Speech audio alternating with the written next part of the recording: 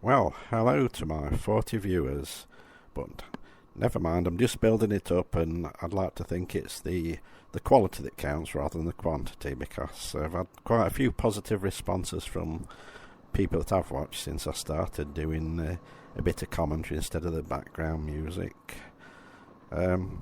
Today's ride, I had to go to Sheffield this morning, so I decided to go on the motorbike rather than the car.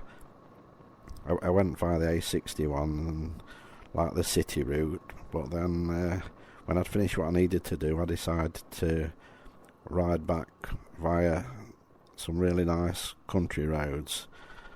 My starting point probably looks a bit random in the middle of a street, but I chose the first road I could find on the map that looked as if it was off the main roads. And the reason why it's like halfway down a street or part way down a street is that I turned onto the street and found it was quite steep downhill, so obviously not a suitable place to park up and stick the camera on and set my relive on my phone and do all the messing about I need to do when I'm starting off the ride. So that's the reason why I've started where I did. So I'm on my way to Hathersage, as we pronounce it here. It rhymes with garage, not with farage.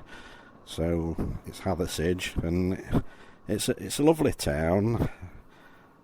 I think my first recollections of it were probably some 50 odd years ago, when I used to follow the local cricket team, little village team, and that was one of the nicest away grounds we used to go to. I very rarely played in the team because I wasn't a very good cricketer, but I was often the scorer, and that's probably the first I remember of it. In more recent times, I can remember doing treasure trails there.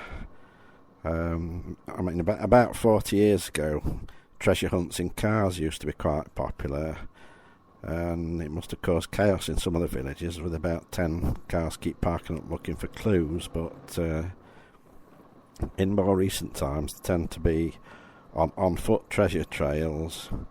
Like send for them online, and it gives a load of clues all around individual villages. I'll put a link onto it. We used to do quite a few of them when the grandchildren were young. We've probably done about 10 different villages in Derbyshire, and one of the interesting things, it sends you down sort of less trodden paths, and you discover parts of little villages that are probably a bit less touristy with old shops. They're probably more distant riverside walks and that sort of thing. So I'll say a bit more about that later. The thing I like about Hathersage is that whatever direction you approach it from, it's scenic roads, and this from the Sheffield side is probably one of the most scenic. We'll come to that as we turn a bit further down. And we're just onto the main road, coming up towards the Norfolk Arms, which is, every time I've been past that pub it seems really busy. Never been there for a meal. I don't know if anybody else watching has, but must be something good about it, because it's always totally jam-packed with cars, both on the same side of the road and the opposite side of the road.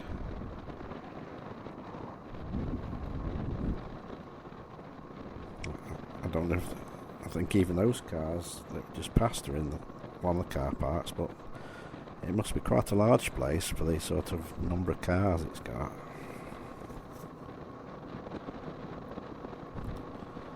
The thing that surprised me probably only a few years ago is discovering how rural parts of Sheffield are. I always used to associate Sheffield with just the journeying from Chesterfield, either on the A61 or by train, and I never thought of Sheffield having such wonderful countryside.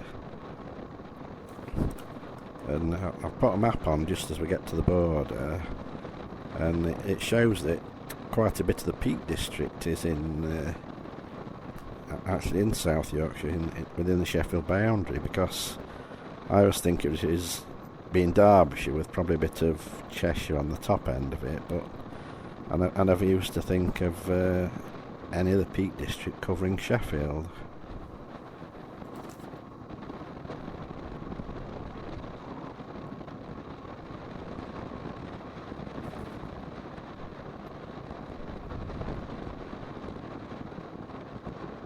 So my destination on this ride, I'm not actually stopping in Hathersage itself for a quick cuppa. I've chosen David Mellor Visitor Centre. It's a cutlery manufacturer, and that's just on the outskirts of Hathersage, so I'm like bypassing the main part of the town, and it's just got quite a picturesque, totally round building.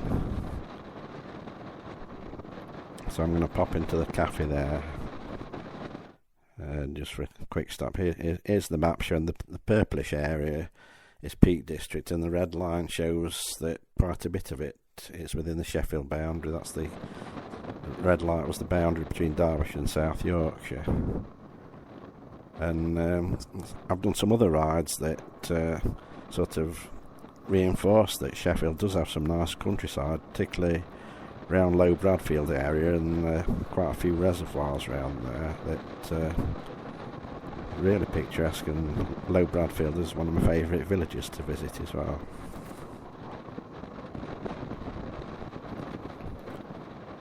I was thinking about the channel now. I've started doing a bit of waffling on. I don't seem to have a catchphrase. Everybody else seems to have a catchphrase. Now, I can't say I'm that fella from Chesterfield, because Twisted Spy Rider always uses that, and I can't say it's that bloke on a motorbike, because there's somebody whose channel's called that bloke on a motorbike. I suppose one thing I could call myself is the rider without a man cave, because lots of the ones that I do watch start an introduction where they're in the man cave.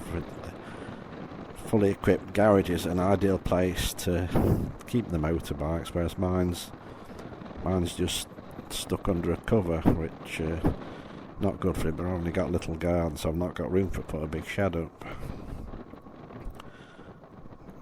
Looking now, we seem to be approaching one of the most picturesque parts, and it's obviously very popular with tourists with the amount of cars that's parked there.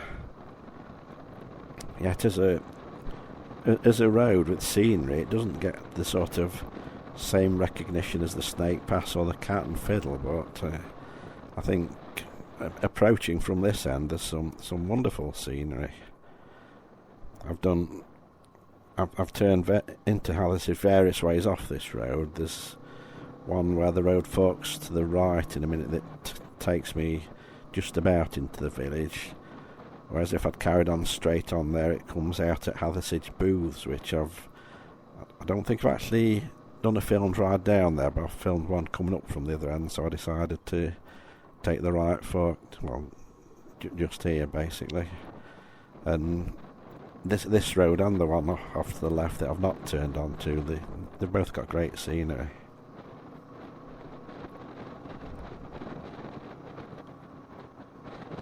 I've also done other rides way back, starting from when I started filming in about 2018, when I had the little road, the little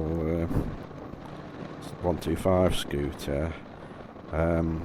One of the first routes I did into Hathersage that I filmed, I went to the Barrel at Bretton, which is, I think it's one of the highest pubs in the country, and experimenting, and I went so far east in the direction on that, then turned off to the left, and it took me down what was virtually a green lane, and that was quite an experience going down there on a little scooter. Right.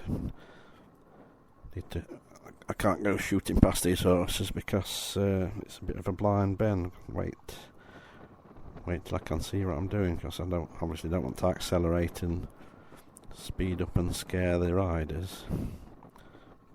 So now we're just approaching one of the most scenic parts here, which I just think it's great scenery and quite underrated compared with other parts of the Peak District.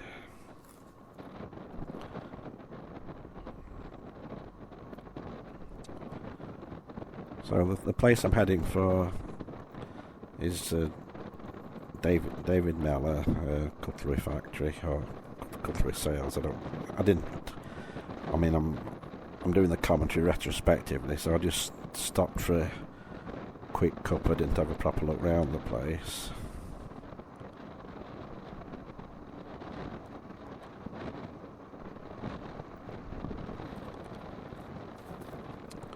So in going back to these treasure trails, I can list some of the villages that I've done them in. Baslow, Bakewell, Ashford in the Water, Tideswell, Hartington, Hathersage, as I mentioned already, Wirksworth, Cromford, Elford, Bakewell at once that I can think of. I said Bakewell already. Sorry, Castleton, the last one. Can't read my own writing in what I've noted down. They've all been pretty enjoyable, apart from Wirksworth, because if you're stuck on the answers, you're allowed, I think it's up to 3 texts to get the answer if you totally can't find what you're looking for. And at the Wirksworth one, we'd only done about 20 minutes and used all the clues up, and we just couldn't find what we're looking for. And what it is, some are done like Cluedo type murder mysteries, so you spot all the clues and then put them in sort of an answer grid and cross off what you spotted, and then when you get to the end, the one that's left over is what the winning answer is. There's no prize apart from there's like a prize draw entry for if you've got it correct. You send that off online. So it's probably about as much chance of winning as winning the lottery. We've done it with the grandchildren though, from sort of when the youngest was even in a pram or pushchair to be pushed round. And what we've done as they go a bit older is when we know we're getting to the last clue, we've like hidden a little gift, just placed it in the area when they're not looking, so that it looks like they found a prize at the end of the competition, and they did quite enjoy that when they were quite young. So we're not far from approaching the village now.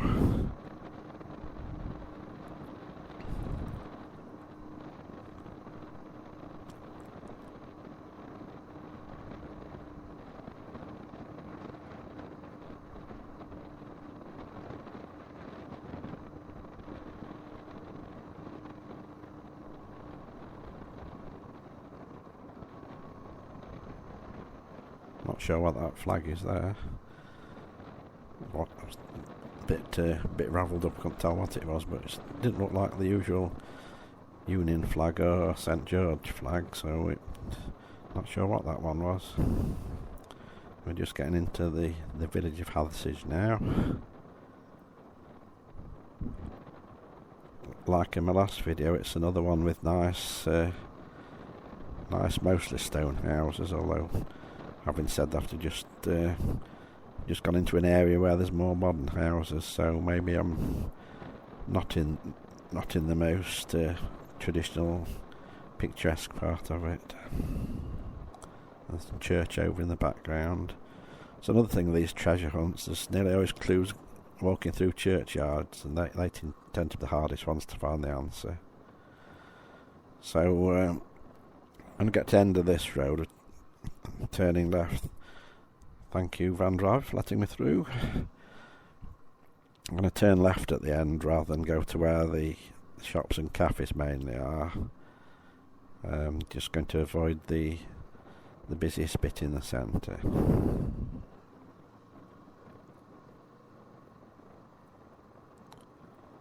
I turned the engine noise right down on this one because I noticed on my last video when some bits are a bit loud for the torque over, so I decided to more or less silence it entirely. So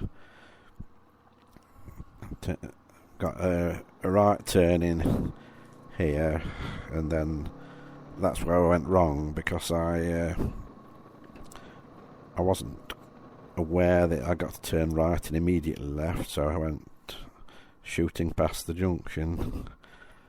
I could have carried on to the end, but I wanted to go down that lane because it's a bit nicer than others. So what I did is turn round in this next junction, but as I turned, it's got some sort of surface dressing of very, very fine gravel, and it more or less, my feet were going to slip away from me if I put them down. So that's why I'm turning so very, very carefully and doing a bit of a 3-point turn and back to the lane that I should have gone down. It's quite a picturesque little lane, so I thought I'd rather go down that one than carry on down where I was heading.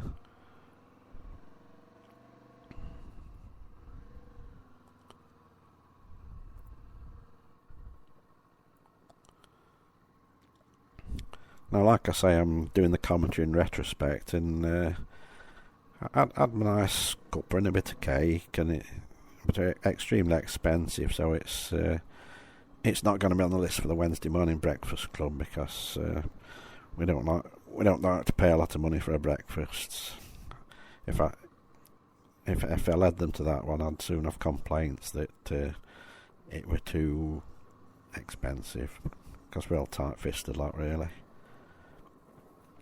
But as I was coming out, they're a well-spoken, I'd say old couple. They're probably not much older than me because I'm getting on a bit, and they said hello and greeted me, and then the man carried on to the car, and the woman was admiring my bike and asking quite a few questions about it. So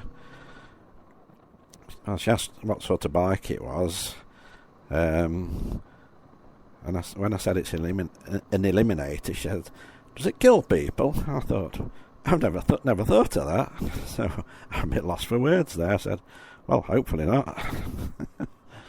just amused me that the first thing she associated with the name of my bike. So anyway, I'm getting to the end of the ride, so thanks for listening to me waffle. If it doesn't sound very good, I'll probably take off the commentary and put music on instead. So obviously, if I do that, you won't have heard all these comments anyway. So hopefully, see you again at my next video. Just parking up now. It was a bit gravelly, and I didn't want to get a place that I'd got to reverse from on the gravel, so I parked right round near the pedestrian entrance, hopefully not blocking it too much, and then I could pull forward and turn round on solid ground rather than dragging it back uphill on the gravel. So hopefully, if I've not bored you too much, see you again at the next one. Cheers then.